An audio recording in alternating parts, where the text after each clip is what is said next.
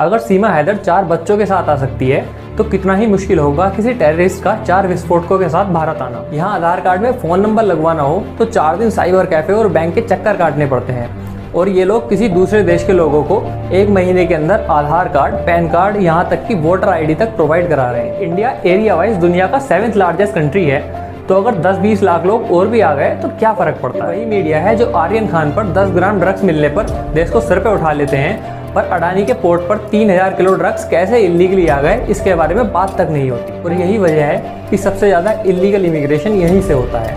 लोग अलग अलग तरीके से भारत में एंटर करते हैं, कोई रात के अंधेरे में तो वो सुरंग बनाकर, कोई कंटेनर में छुपकर, तो कोई छोटी छोटी बोट्स में समुद्र के रास्ते भारत आता है। आजकल आप कोई भी न्यूज़ चैनल खोलकर देख लो, आपको सीमा हैदर से रिलेटेड न्यूज़ मिल ही जाएगी। पर कौन सी न्यूज़? सबसे पहले तो उन्हीं से जानते, वो 4 लाइनें क्या बोल रही थी आपने कैमरे के सामने? लप्पू सा सचिन और झिंगर सा लड़का। सचिन में क्या है? आपने कहा लप्पू सा सचिन है और झिंगुर सा लड़का, क्या है सचिन में? हम भी सब पूछना चाह रहे हैं क्या है सचिन में। आप इतना डर गई हैं कि आप अपनी डिक्शनरी से लप्पू शब्द ही हटा देंगी।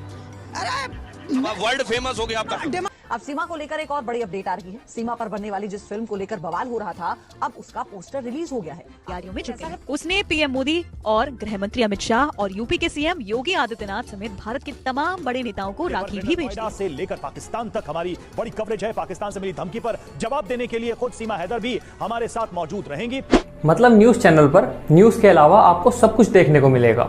कोई सीमा को ISI का एजेंट बता रहा है तो कोई अबला नारी कहकर उसे सपोर्ट कर रहा है। देखिए, सीमा एजेंट है या अबला, ये पता करने के लिए हमारी इन्वेस्टिगेटिव एजेंसीज हैं, पर जिस तरह से हमारा मास मीडिया फैसला सुना रहा है, इससे हम अपनी इन्वेस्टिगेटिव एजेंसीज की क्रेडिबिलिटी पर सवाल उठा रहे हैं, और इन सब के बीच एक ऐसे मुद्दे को नजरअंदाज कर रहे हैं जो हमारी जिंदगियों से डायरेक्टली जुड़ा हुआ है, नेशनल सिक्योरिटी का मुद्दा। सीमा पाकिस्तान से दुबई, दुबई से नेपाल और नेपाल से इलीगली सारी सिक्योरिटी चेक्स के नाक के नीचे से होकर नोएडा आ गई। अगर सीमा को हम एक साधारण पाकिस्तानी नागरिक भी माने तो कैसे कोई साधारण इंसान बिना डॉक्यूमेंट्स के भारत जैसे देश में एंटर कर सकता है, वो भी 4 बच्चों के साथ। इससे अंदाजा लगाइए कि कितना ही आसान होगा किसी ऐसे इंसान के लिए एंटर करना जिसको बड़े बड़े टेररिस्ट ग्रुप से ट्रेनिंग मिली हो और हर तरह के रिसोर्सेज अवेलेबल कराए गए हों। अगर सीमा हैदर 4 बच्चों के साथ आ सकती है तो कितना ही मुश्किल होगा किसी टेररिस्ट का 4 विस्फोटकों के साथ भारत आना।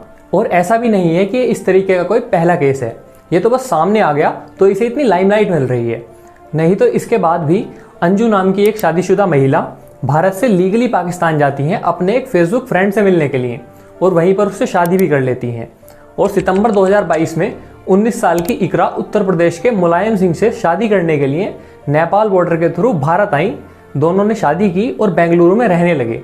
राज खुलने पर इकरा को डिपोर्ट कर दिया गया और मुलायम सिंह अभी भी जेल में ही है। यही नहीं, 2009 में एक RTI के थ्रू जब सरकार से इलीगल इमिग्रेंट्स को लेकर सवाल किया गया तो होम मिनिस्ट्री ने जवाब में एक डाटा पेश कर बताया कि 2009 में लगभग 13,500 इमिग्रेंट्स अफगानिस्तान से, 7700 पाकिस्तान से और सबसे ज़्यादा 32,500 बांग्लादेश से आए हैं। बट ये सिर्फ एक एस्टिमेट है, रियल नंबर क्या है कोई नहीं जानता, बिकॉज इलीगल इमिग्रेंट खुद आकर तो बताएगा नहीं कि वो इलीगली भारत आया है, और ये डाटा उन लोगों को बेस बनाकर दिया जाता है जो पकड़े गए हैं। इसी में ऐड करते हुए किरण रिजिजू ने राज्यसभा में बताया कि भारत में लगभग 2 करोड़ से ज़्यादा बांग्लादेशी माइग्रेंट हैं।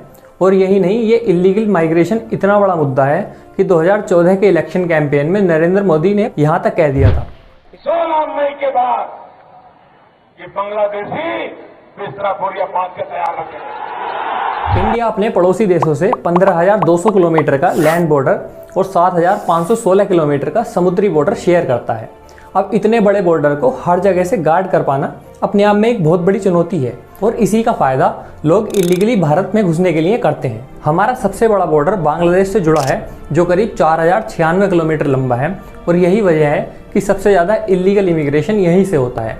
लोग अलग अलग तरीके से भारत में एंटर करते हैं, कोई रात के अंधेरे में तो कोई सुरंग बनाकर, कोई कंटेनर में छुपकर, तो कोई छोटी छोटी बोट्स में समुद्र के रास्ते भारत आता है। 2021 में इंडिया टुडे के रिपोर्टर्स ने बंगाल में एक स्टिंग ऑपरेशन किया और बताया कैसे लोगों को 15,000 या 20,000 रुपए पर हेड के रेट से आधार कार्ड, पैन कार्ड और वोटर ID जैसे डॉक्यूमेंट्स प्रोवाइड कराए जा रहे हैं। यहाँ आधार कार्ड में फ़ोन नंबर लगवाना हो तो 4 दिन साइबर कैफे और बैंक के चक्कर काटने पड़ते हैं, और ये लोग किसी दूसरे देश के लोगों को 1 महीने के अंदर आधार कार्ड, पैन कार्ड, यहाँ तक कि वोटर ID तक प्रोवाइड करा रहे हैं। पर इसमें हमारी सरकार क्या कर रही है?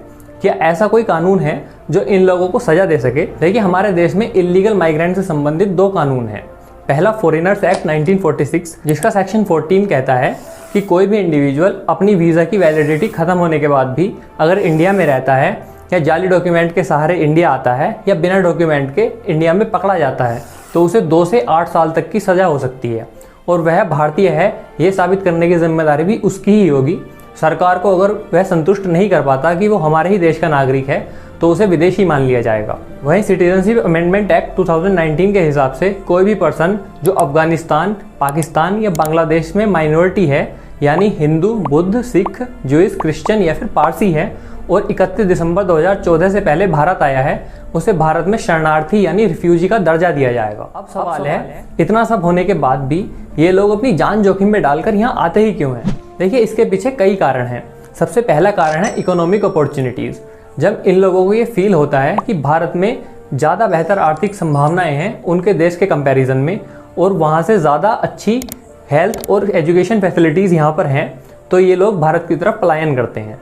और इनमें सबसे ज़्यादा संख्या बांग्लादेशी इमिग्रेंट्स की है। और ऐसा नहीं है कि बस हमारे पड़ोसी पैसों के चक्कर में भारत आ रहे हैं। हमारे देश के बहुत सारे लोग इलीगली अमेरिका, यूएई जैसे देशों में जाते हैं।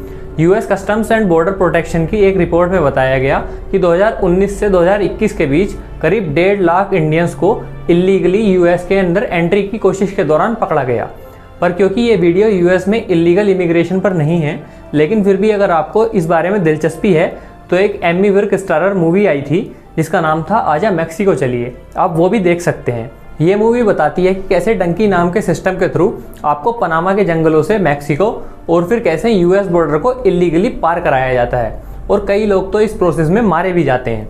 देखिए, कई बार देश में पॉलिटिकल इंस्टेबिलिटी की वजह से भी लोग इलीगली हमारे देश में आते हैं। इसका बिल्कुल ताज़ा एग्जाम्पल हमें श्रीलंका क्राइसिस में देखने को मिला, जब हज़ारों की तादाद में लोग भारत की तरफ आए। हिस्टोरिकली भी अगर हम देखें तो 1965 की जंग हो या 1971, जब बांग्लादेश के उस समय के ईस्ट पाकिस्तान में पाकिस्तानी आर्मी ने जीनोसाइड शुरू की तो लगभग 1 करोड़ से ज़्यादा लोगों ने भारत में इलीगली माइग्रेट किया, जिसमें 80% से ज़्यादा हिंदू थे। या जब म्यांमार में म्यांमार सिटीजनशिप एक्ट लाया गया तो कैसे वहाँ के रोहिंग्याज ने भारत में रिफ्यूजी बनकर शरण ली। देखिए, यहाँ पर एक फैक्टर और आता है कल्चर एंड लिंग्विस्टिक सिमिलरिटीज़ का। अगर हम पार्टीशन के टाइम की सिचुएशन को देखें तो ब्रिटिशर्स ने जितने भी बॉर्डर्स को डिमार्केट किया वो कल्चर या ट्रेडिशन के बेस पे नहीं किया। इसका नुकसान ये हुआ कि सेम कल्चर या लैंग्वेज के लोग 2 देशों में बट के रह गए, और इसके नुकसान हमें अब तक झेलने पड़ते हैं। इसका एक बहुत ही बढ़िया एग्जाम्पल सामने आया मणिपुर में। यहाँ की कुकी ट्राइब ने यहाँ की नागा ट्राइब पर यह आरोप लगाया कि ये लोग अपने रिलेटिव्स को म्यांमार से इलीगली बुलाते हैं और यहाँ पर रखते हैं और यहाँ के रिसोर्सेज पर बोझ बनते हैं। पर अब यहाँ पर कुछ लोग कहेंगे कि इंडिया एरिया वाइज दुनिया का 7th लार्जेस्ट कंट्री है, तो अगर 10-20 लाख लोग और भी आ गए तो क्या फ़र्क पड़ता है? देखिए, फ़र्क पड़ता है। इससे सबसे पहले जो थ्रेट हमारे देश को है वो है इन्फिल्ट्रेशन का।